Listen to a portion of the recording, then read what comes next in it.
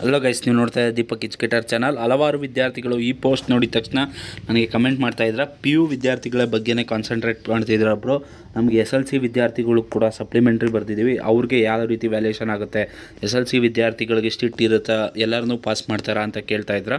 ಆಮೇಲೆ ಯಾವಾಗ ರಿಸಲ್ಟ್ ಬರುತ್ತೆ, ಪ್ರಾಬಬಲಿ ರಿಸಲ್ಟ್ ಡೇಟ್ ಏನು, ಆಮೇಲೆ ವ್ಯಾಲ್ಯೂಷನ್ ಸ್ಟಾರ್ಟ್ ಆಗಿದೆಯಾ ಬ್ರೋ ಅಂತ ಕೇಳ್ತಾಯಿದ್ರು.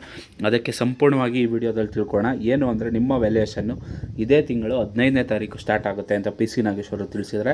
ಹಾಗೆ ವ್ಯಾಲ್ಯೂಷನ್ ಕಂಪ್ಲೀಟ್ ಆಗೋದು ಇದೇ ತಿಂಗಳು ಎಂಡಲ್ಲಿ ವ್ಯಾಲ್ಯೂಷನ್ ಕಂಪ್ಲೀಟ್ ಆಗಿರ್ತಾರೆ. ಪೇಪರ್ ಕೂಡ ಕಮ್ಮಿ ಇರೋದ್ರಿಂದ ವ್ಯಾಲ್ಯೂಷನ್ ಬೇಗ ಮುಗಿಸ್ತಾರೆ. ಹಾಗೆ ಆಗಸ್ಟ್ ಫಸ್ಟ್ ವೀಕಲ್ಲಿ ನಿಮಗೆ ರಿಸಲ್ಟ್ ಬರುತ್ತೆ. ಈಗ ನೆಕ್ಸ್ಟ್ ಪಾರ್ಟಿಗೆ ಬರೋದಾದರೆ, ನಮ್ಮನ್ನು ಎಲ್ಲರನ್ನೂ ಪಾಸ್ ಮಾಡ್ತಾರೆ.